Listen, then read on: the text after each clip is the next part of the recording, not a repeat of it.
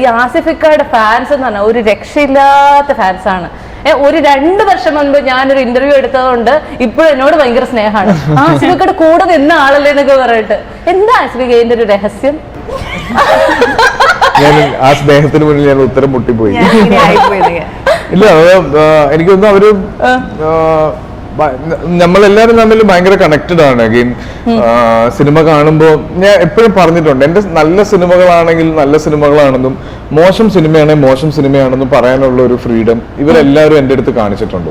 ഇപ്പൊ എനിക്ക് ഒരിക്കലും വിളിച്ചിട്ട് ഇപ്പം എന്റെ ഫാൻസ് അസോസിയേഷനുള്ള ആളുകളാണ് നിങ്ങൾ പോയി ഈ സിനിമ കാണണം എന്നൊന്നും പറയാൻ പറ്റില്ല, പറയേണ്ട ഒരു ആവശ്യവും വന്നിട്ടില്ല.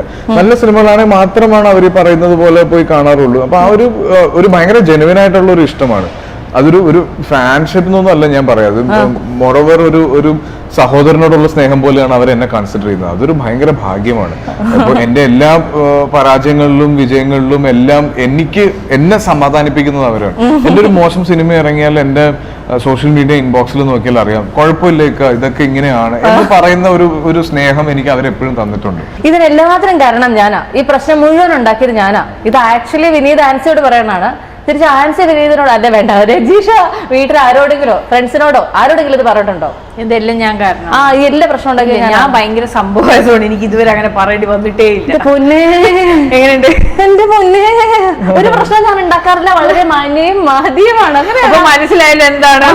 അതെല്ലാരും വീട്ടിൽ തിരിച്ചു പറയാം, ഈ പ്രശ്നങ്ങൾക്കൊക്കെ കാരണം അങ്ങനെ ഇക്കാനോട് പറയാറുണ്ട് ആരെങ്കിലും?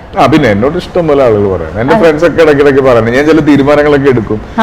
ഇപ്പൊ കഴിഞ്ഞ ദിവസം ഇതുപോലെ ബാംഗ്ലൂർ നമ്മള് ഇവിടുന്ന് ഡ്രൈവ് ചെയ്ത് ഞാനും ജമയും ഞങ്ങളുടെ ഫ്രണ്ട്സ് എല്ലാരും കൂടെ ബാംഗ്ലൂർ എത്തിയത് വെളുപ്പിന് ഒരു 3 മണിക്കാണ്. എത്തിയപ്പോ തന്നെ ഞാൻ പറഞ്ഞു നമുക്കൊരു കാര്യം ചെയ്യാം, നന്ദി ഹിൽസ് പോവാം. നമ്മൾ ഡ്രൈവ് ചെയ്ത് വന്നതാണ്. അപ്പൊ അവിടെ ചെന്ന് നന്ദി ഹിൽസ് ചെല്ലുമ്പോ നന്ദി ഹിൽസിൽ 6:30 മണിക്കോ 7 മണിക്കോ മറ്റോ ഗേറ്റ് തുറക്കുക. അപ്പൊ നമ്മളൊരു 5 മണിയൊക്കെ ആയപ്പോഴത്തേക്കും നന്ദി ഹിൽസിന്റെ അവിടെ ചെന്ന് അവിടെ ഗേറ്റിന്റെ അടിയിൽ വണ്ടി പാർക്ക് ചെയ്തിട്ടേക്കുക. അപ്പോഴാണ് ഞാൻ ഏറ്റവും ലേറ്റസ്റ്റ് ആയിട്ട് ഡയലോഗ് കേട്ടത്, ഈ പ്രസംഗമൊക്കെ കാരണം. അങ്ങനെയുള്ള ചെറിയ ചെറിയ കുസൃതികൾ എന്റെ സൈഡിൽ നിന്ന് ഇടയ്ക്കിടയ്ക്ക് ഉണ്ടാവാറുണ്ട്. ഇത്തരത്തിലുള്ള ചെറിയ ചെറിയ കാര്യങ്ങൾ. ജീവിതം ഒരു പൊട്ടിത്തെറിയാണ്. വീട്ടിലാണോ ചേട്ടാ എപ്പോഴും പൊട്ടിത്തെറികൾ ഉണ്ടാവാറുണ്ടോ? ഇല്ല, ചുറ്റുപാടും ഉണ്ടാവാറുണ്ട് പൊട്ടിത്തെറികൾ ഒരുപാട്. എല്ലാം ശരിയാകുമെന്നും പറഞ്ഞ ലൈഫിൽ നേരിട്ട ഒരു ഭയങ്കര റിയൽ ലൈഫ് സിറ്റുവേഷൻ എന്തായിരുന്നു രജിഷ? ഒരുപാട് സിറ്റുവേഷൻസ്. എനിക്ക് തോന്നുന്നു എപ്പോ പ്രോബ്ലംസ് വരുമ്പോഴും ഒന്നുമില്ലെങ്കിൽ നമ്മളെ പ്രോബ്ലം പറയോ? ഇതിപ്പോ എന്താ വേണ്ട, എന്റെ ജീവിതത്തിൽ ഒരു പ്രശ്നം എനിക്ക് അറിയാം, അത്രേ ഉള്ളൂ. എനിക്ക് കോവിഡ് വന്നപ്പോ കുറെ പേര് പറഞ്ഞായിരുന്നു കുഴപ്പമില്ല, ഞാൻ ഹോസ്പിറ്റലൈസ്ഡ് ആയിരുന്നു. എനിക്ക് നല്ല ടെൻഷൻ ഉണ്ടായിരുന്നു. കുറെ പേര് അപ്പൊ എന്റെ അടുത്ത് കുറെ പേര് ശരിക്കും പറഞ്ഞിട്ടുണ്ടായിരുന്നു എല്ലാം ശരി.